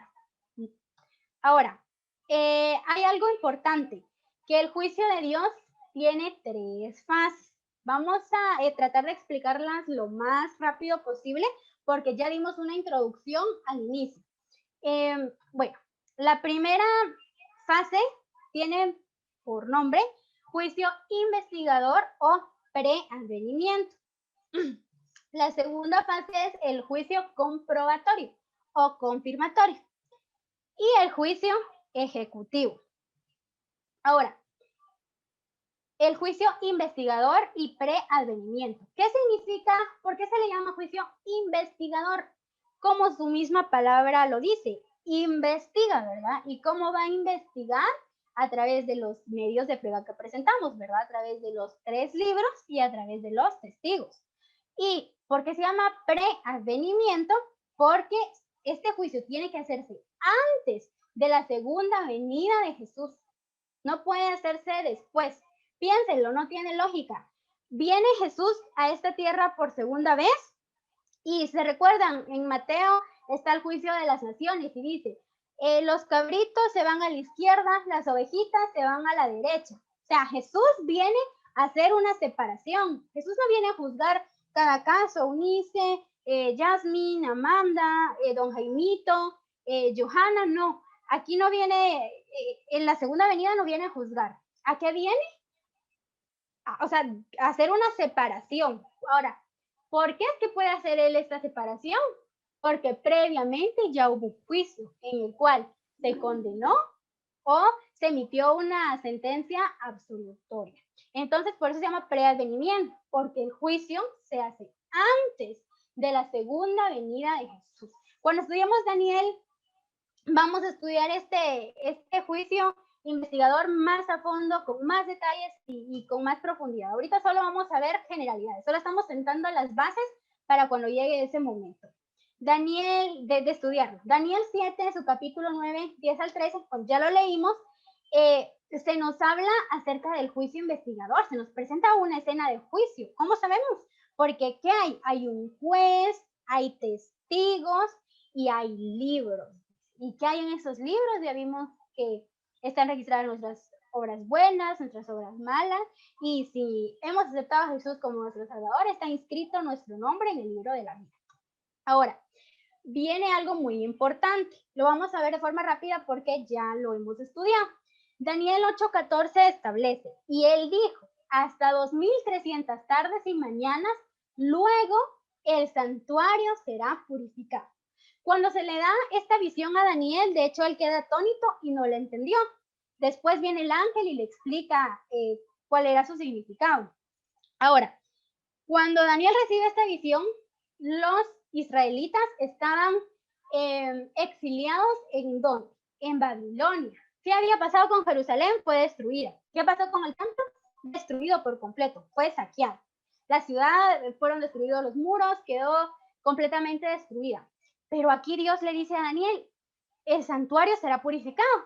Y Daniel se quedó pensando y analizando, pero ¿qué santuario, Señor? Si el santuario fue destruido cuando los babilonios nos sitiaron y luego nos trajeron a Babilonia. Entonces, no se estaba refiriendo a un santuario terrenal, porque ese estaba destruido en ese momento. ¿De qué santuario me está hablando acá? Que tiene que ser purificado después de las 2300 tardes y mañanas. Lo vamos a ver ahorita, permítanme un momento. Ahí está. Bueno, les cuento que los israelitas tenían 7 fiestas solemnes. Bueno, una de ellas era el día de la expiación o día del juicio. O sea, los israelitas también tenían un día del juicio, así como el que nosotros estamos teniendo en este momento. A ese se le llamaba Yom Kippur, ¿sí? ¿Qué significa? Día de la expiación de los pecados. Se le llamaba el día de la reconciliación o día del juicio. ¿Qué ocurría? Bueno, durante todos los días el sacerdote, bueno, el pecador, si se equivocaba, llevaba un corderito, ¿sí? Aquí se encontraba el sacerdote, el pecador tenía que venir y cortarle la cabeza al corderito, o sea, había que derramar sangre, va. Esto implicaba un servicio diario, o sea, el sumo sacerdote entraba aquí, el pecador solo llegaba hasta acá, y luego se regresaba ya perdonado, pero aquí les estoy mostrando con el cursor. Entonces, el sumo sacerdote, lo que yo quiero que quede claro es que el sacerdote, diariamente entraba al atrio y al lugar santo. Solo a estos dos lugares entraba el sacerdote. Ahora, había un día muy especial. Una vez al año se hacía un día de juicio. Se le llama día de la expiación. ¿Por qué? Porque el sumo sacerdote, que es diferente al sacerdote común, entraba detrás del velo. Este que ustedes ven acá, entraba al lugar santísimo. ¿Y para qué entraba ese sacerdote ahí? Entraba para limpiar los registros de pecados que habían quedado en el santuario. ¿Por qué? Porque, mire, pues venía este pecador, con sus manitas se las ponía encima del corderito, simbólicamente sus pecados eran transferidos al corderito. Entonces el corderito ahora llevaba los pecados. Se le corta la cabeza al corderito y el pecado pasa a la sangre del corderito. Luego de la sangre del corderito pasa al sacerdote, porque él agarraba con sus manitas y las llevaba su sangre aquí adentro y la salpicaba sobre el velo. Entonces, imagínense cuántos pecados cometía el pueblo de Israel diariamente. O sea, aquí quedaba todo ese registro de pecados. Esa sangre sucia simboliza el registro de pecados. ¿Se dan cuenta cómo vamos como que concatenando la cuestión del juicio? Bueno, entonces, ¿qué pasaba el día del juicio o el día de la expiación? Entonces, el sumo sacerdote venía acá, pero ahora ya no se confesaban los pecados. ¿Por qué? Porque esa sangre tenía que ir limpia, porque iba a venir a limpiar toda esa sangre sucia que se había echado acá, o sea, simbólicamente hablando, se había rociado, perdón. Entonces viene el sumo sacerdote, entra detrás del velo y rocía esas, aquí como está haciendo este sumo sacerdote acá, miren, agarraba la sangre del corderito que mató acá y la rociaba sobre el propiciatorio, se le llamaba a esta tapadera. Bueno, ¿qué ocurría? Aquí había sangre limpia, ya no había sangre sucia, que era la que estaba acá, miren, con todo el registro de pecados. Entonces, esta sangre limpia venía y entonces los pecados que estaban registrados acá, ahora pasan ¿a dónde? Simbólicamente a la sangre limpia. Entonces, la sangre limpia viene el sacerdote y luego la saca del santuario y así quedaba purificado el santuario. Luego la ponía encima de un macho cabrío que le llamaban Azazel, lo mandaban al desierto a morir y ahí se quedaban todos los pecados. Todo tiene un simbolismo, pero ahorita no es nuestro objeto de estudio. Entonces, lo que yo quiero que ustedes entiendan es que, ¿para qué entraba el sumo sacerdote una vez al año al lugar santísimo? Para purificar el santuario. ¿Por qué? Porque estaba sucio con todos esos pecados que estaban registrados ahí. Entonces, el día de la expiación era un día de borramiento de pecados, ¿sí? Era para limpiar el santuario. Ahora se recuerdan que nosotros vimos, ¿qué hay aquí dentro del arca? La ley de Dios. ¿Se recuerdan qué es lo que exige la ley de Dios? Sangre. La ley de Dios exige sangre. ¿Y qué es lo que se está derramando aquí arriba del propiciatorio? Sangre. Entonces, aquí hay un versículo de la Biblia donde dice la justicia, que es la ley, y la misericordia se besaron. ¿Por qué? Porque aquí hay misericordia, porque esa sangre es una sangre sustituta. La sangre que tenía que estar ahí era la del pecador, o sea, mi sangre es la que tenía que estar ahí, pero hubo un sustituto, alguien que sufrió una muerte vicaria, o sea, murió en mi lugar y gracias a esa sangre limpia es de que yo puedo estar a cuentas con la ley. Entonces, perdón, vamos a seguir con Hebreos 8, versículos 2 y 5. Bueno, entonces dijimos, hasta 2300 tardes y mañanas, luego el santuario será purificado. Si ya vimos que no se estaba refiriendo al santuario terrenal porque en ese entonces estaba destruido, ¿a qué santuario se estaba refiriendo? Se estaba refiriendo nada más y nada menos que al santuario celestial. ¿Sabían ustedes que hay un santuario también en el cielo? Que ese es el modelo que se le dio a Moisés para que levantara un tabernáculo, o sea, el santuario original que ha existido por siempre y desde siempre en el cielo. Hebreos 8:2-5 establece, ministro del santuario, da Jesús, y de aquel verdadero tabernáculo que levantó el Señor y no el hombre, los cuales sirven a lo que es figura y sombra de las cosas celestiales, como se le advirtió a Moisés cuando iba a erigir el tabernáculo, diciéndole, mira, haz todas las cosas conforme al modelo que se te ha mostrado en el monte. ¿Ministro de qué es Jesús? Del santuario verdadero que levantó el Señor y no el hombre. O sea que se dan cuenta que no se está refiriendo al santuario terrenal. Hebreos 9:2-5 dice, porque no entró Cristo en el santuario hecho de mano, figura del verdadero, sino en el cielo mismo, para presentarse ahora por nosotros ante Dios. Entonces, en el cielo hay un santuario. Y así como aquí en la tierra también existía un tabernáculo y había un día de la expiación, o sea, había un día de juicio, en el santuario celestial también tiene que existir un día de juicio y tiene que existir un día de la expiación, en el cual hay perdón y hay borramiento de pecados. O sea que, en palabras muy sencillas, cuando yo peco, cuando yo me equivoco, pero vengo, voy a retroceder un poquito para que ustedes miren esto, cuando yo peco, vengo y me arrodillo y confieso mis pecados a Cristo, ¿a quién le son trasladados mis pecados? A Cristo, porque le estoy diciendo, perdóname Señor, yo merezco morir, pero no quiero morir, a mí me da miedo. Entonces, ¿qué hago?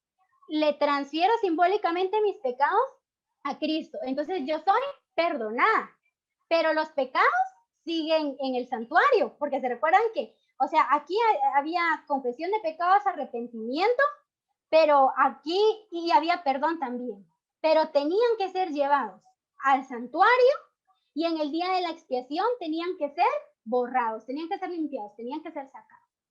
Entonces, repito, vengo yo, me equivoco, cometo algún pecado, confieso, me arrepiento. Punto número 1, me arrepiento de verdad de todo corazón, confieso mis pecados ante Cristo, mis pecados son trasladados a Cristo y Cristo, que es nuestro sumo sacerdote, ¿a dónde llevan nuestros pecados? Los lleva al santuario celestial. Y ese santuario celestial no puede permanecer sucio por siempre. No, tiene que haber un día en que se purifique y que todos esos pecados sean sacados del templo. Y dice la Biblia, ahorita no nos va a dar tiempo, pero en Apocalipsis establece que cuando se hace momento de sacar los pecados del santuario, dice que Jesús se levanta de aquí, miren, del lugar santísimo, se quita sus vestiduras sacerdotales, porque ahorita está vestido como sumo sacerdote, se pone sus vestiduras de rey de reyes y señor de señores, y sale del santuario. Y dice que el templo se llena de humo y hay truenos y hay relámpagos. ¿Y eso qué significa? Nos vamos a Apocalipsis 22:11, donde dice, el que es justo siga siendo justo, el que es injusto siga siendo injusto, el que es limpio siga limpiándose y el que es sucio siga ensuciándose. Ahora, vamos a ver, vamos a continuar. Ahora, ¿quiénes pasan por este juicio y cuál es el objeto? Bueno, Primera de Pedro 4:17 establece, porque es tiempo de que el juicio comience por la casa de Dios. Y si primero comienza por nosotros, ¿cuál será el fin de aquellos que no obedecen el evangelio de Dios? O sea que este juicio, ¿por quién va a comenzar?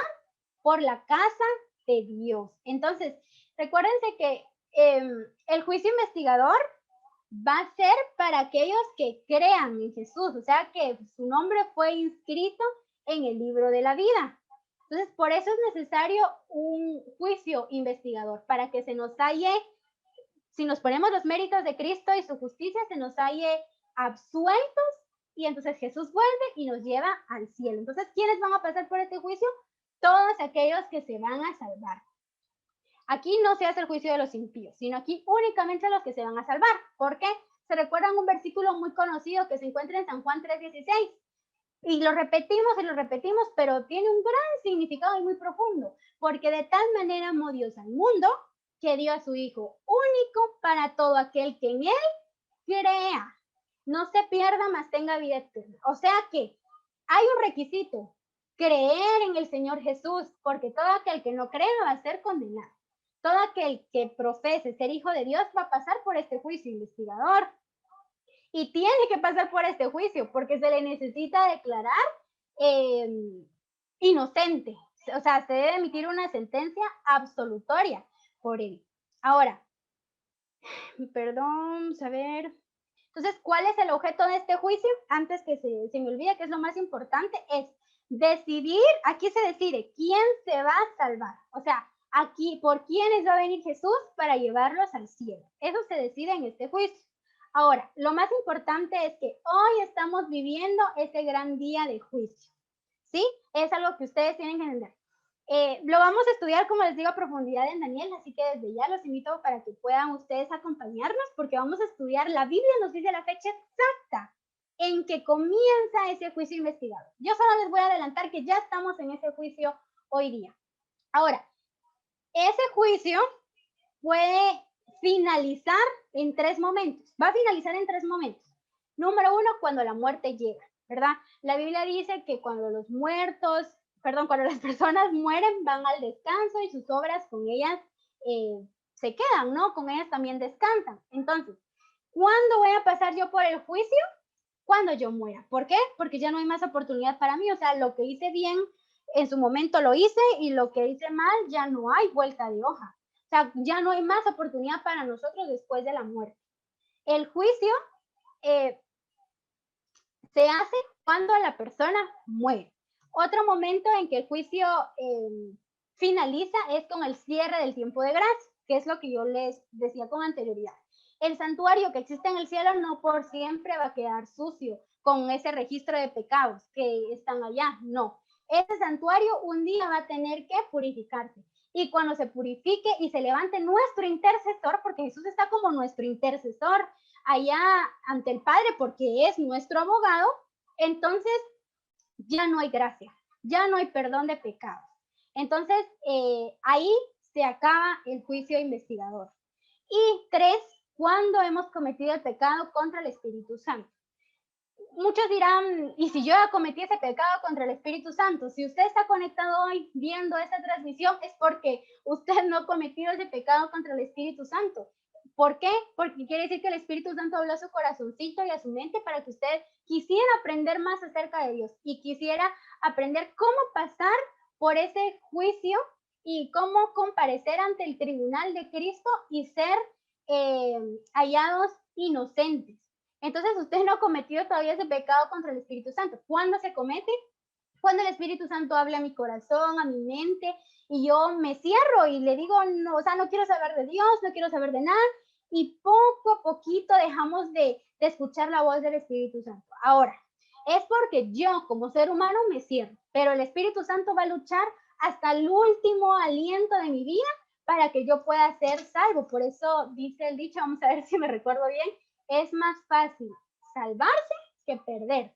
Entonces, no le tengamos miedo al juicio porque es necesario que pasemos por ese juicio para que Jesús vuelva por segunda vez y nos lleve al cielo. O sea, es un requisito pasar por ese juicio, pero no tenemos que tener miedo. ¿Por qué? Porque sabemos que somos amigos del abogado y del juez. Entonces, cuando nosotros pedimos perdón por nuestros pecados, ¿saben qué registros son los que se borran?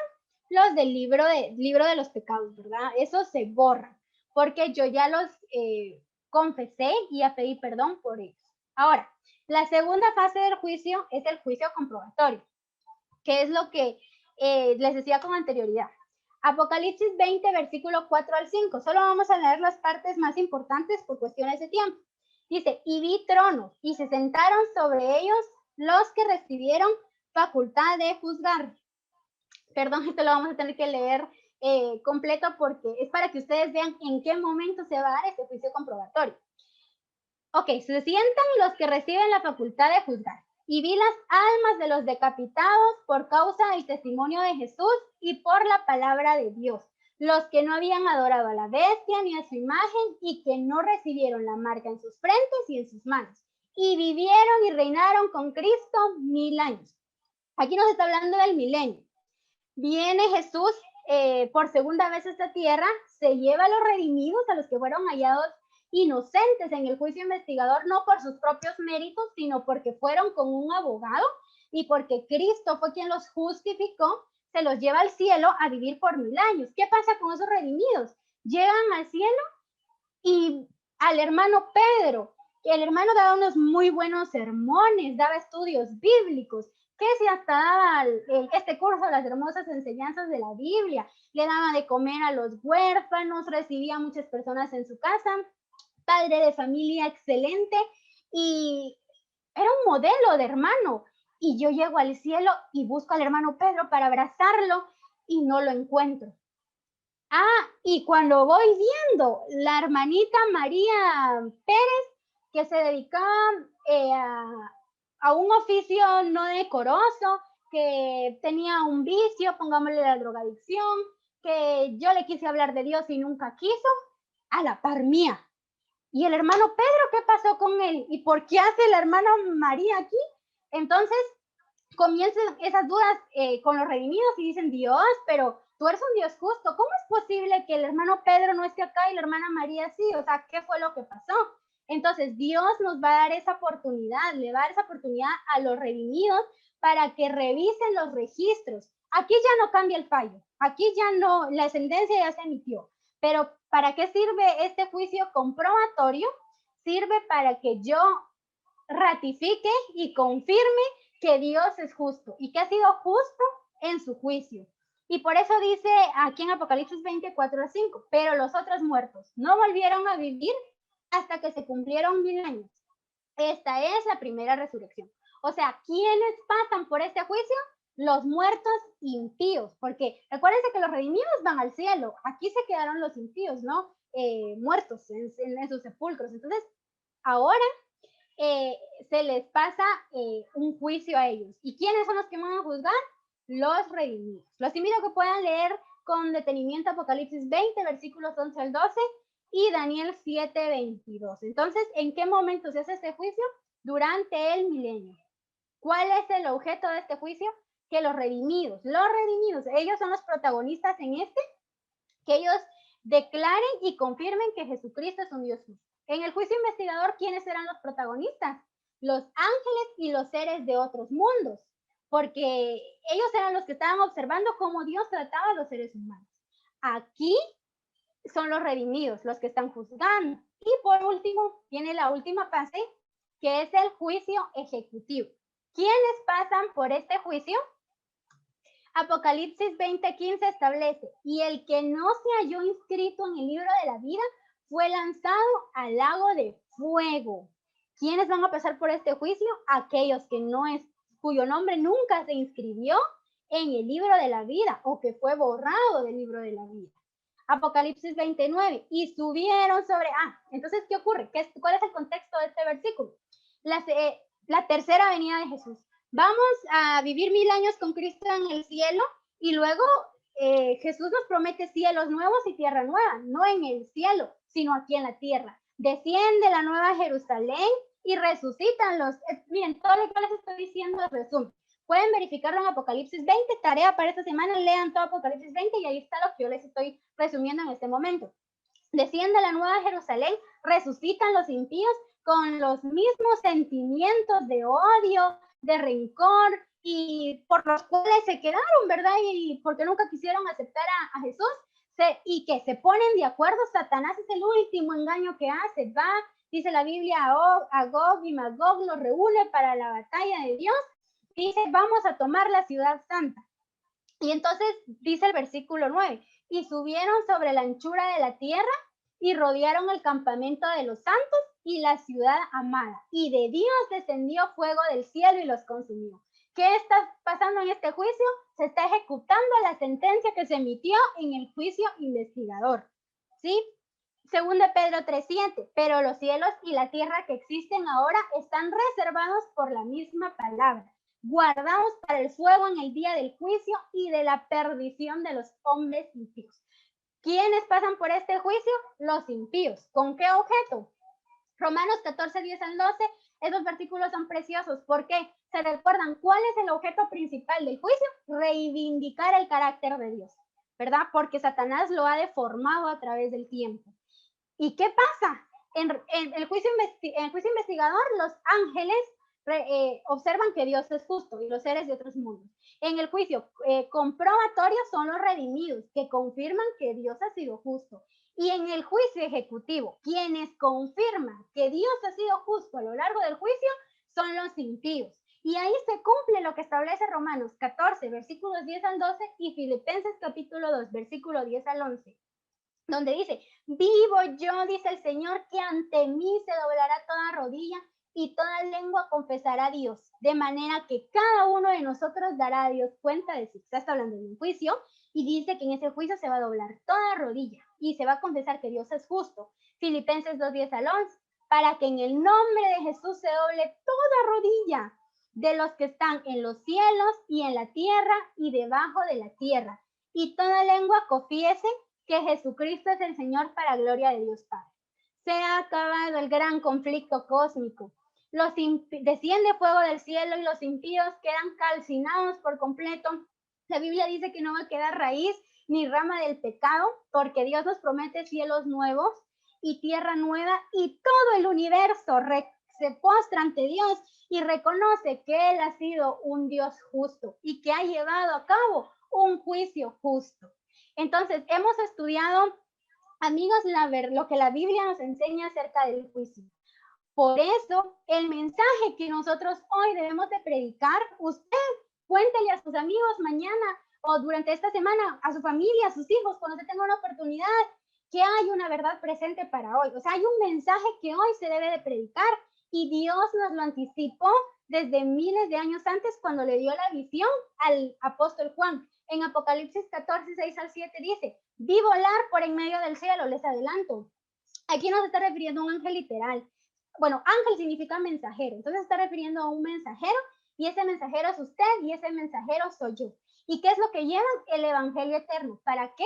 Para predicarlo a los moradores de la tierra, a toda nación, tribu, lengua y pueblo, diciendo a gran voz, reverenciad a Dios y dadle gloria. ¿Por qué? Porque la hora de su juicio ha llegado y adorad a aquel que hizo el cielo, la tierra, el mar y las fuentes de las aguas. Entonces, amigos, ¿cuál es el mensaje que tenemos que predicar?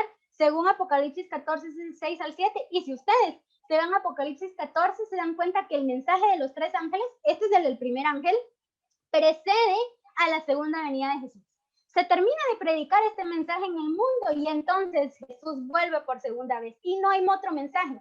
Claro que es importante y debemos de alabar y glorificar a Dios por su sacrificio precioso. Claro que sí, pero eso ya pasó. ¿Qué es lo que tenemos que predicar hoy día?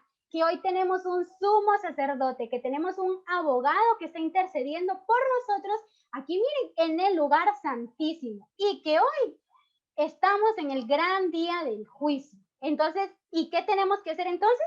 Prepararnos. ¿En qué consiste nuestra preparación?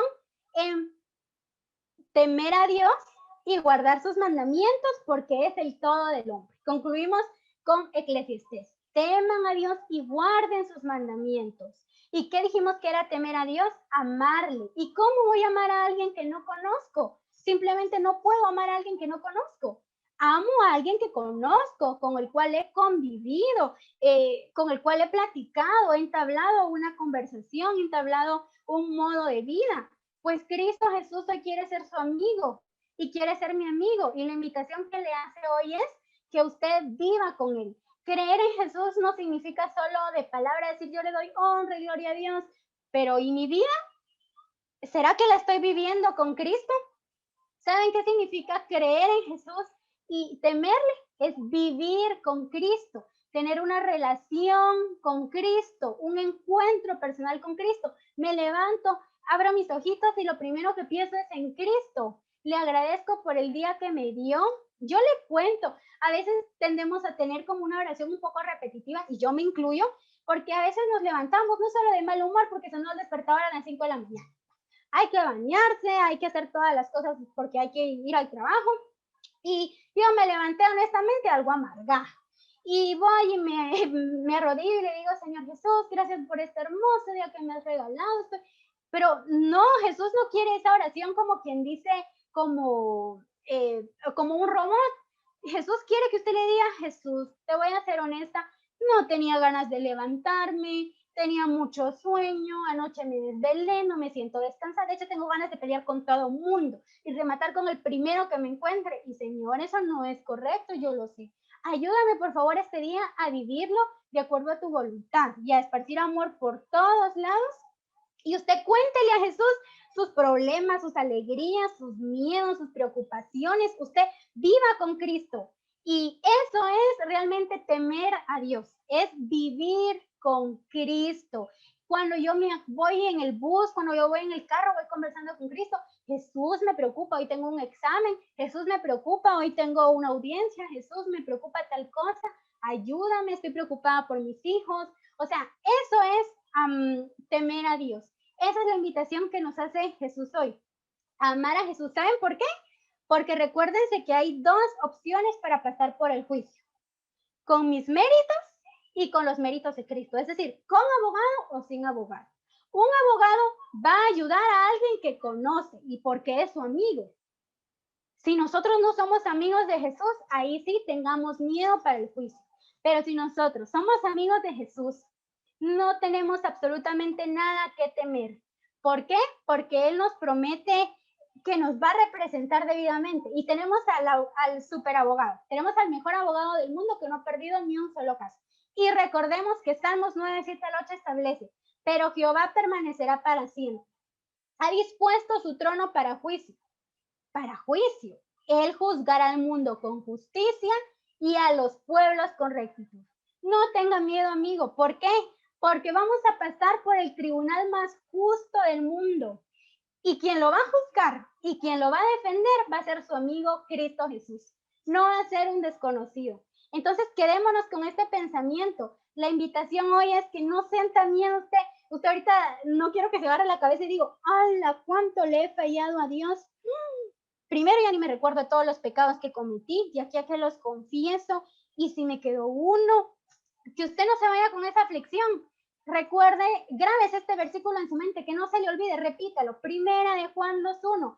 Hijitos míos, estas cosas os escribo para que no pequéis, y si alguno viene pecado, abogado tenemos para con el Padre, a Jesucristo el justo. Si usted pecó, hay una solución, Cristo Jesús. Mientras Jesús intercede por los súbditos de su gracia, Satanás los acusa ante Dios como transgresores. El gran seductor procuró arrasarlos al escepticismo, hacerles perder la confianza en Dios, separarse de su amor y transgredir su ley. Ahora él señala la historia de sus vidas, los defectos de carácter, la falta de semejanza con Cristo, lo que deshonró a su Redentor, todos los pecados que les indujo a cometer, y a causa de esto los reclama como sus súbditos. Es que ese acusador, ese fiscal también es el mejor que haya. ¿Por qué? Porque se está jugando una vida. Pero miren cómo contesta nuestro abogado, y quédese con esto. Jesús no disculpa sus pecados, es decir, porque él tuvo que pagar un precio, ¿no? Por esos pecados, pero muestra su arrepentimiento y su fe.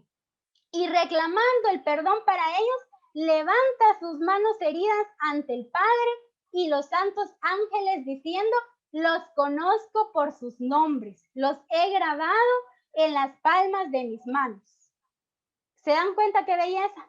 Cuando Satanás nos acuse en ese juicio, Jesús va a decir, momento, yo di mi vida por Eunice. Ella se equivocó, es cierto, ella pecó, pero ella confesó sus pecados, se arrepintió, y yo no la voy a culpar de ellos porque ella ya los confesó.